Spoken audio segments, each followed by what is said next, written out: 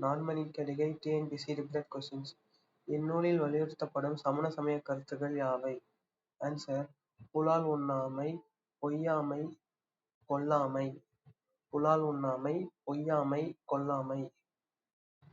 நான்மணிக்கடிகை நூலில் மிகப் பிரபலமான தொடர் என புகழப்படுவது எது? ஆன்சர்: யார் அறிவார் நல்லான் பிறக்கும் குடி.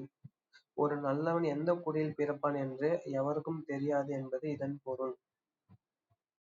மனைக்கு விளக்கம் மடவாள் என்ற வரியின் பொருள் என்ன? ஆன்சர்: பெண்ணே குடும்பத்தின் ஒளி என்பது பொருள்.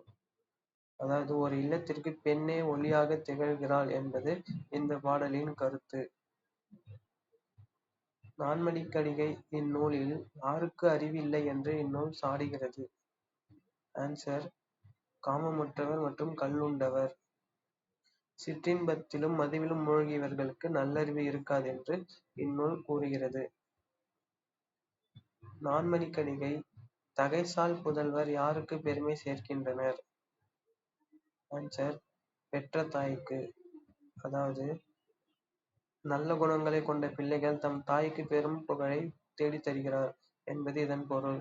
தகைசால் புதல்வர் யாருக்கு பெருமை சேர்க்கின்றனர்? பெற்ற தாய்க்கு.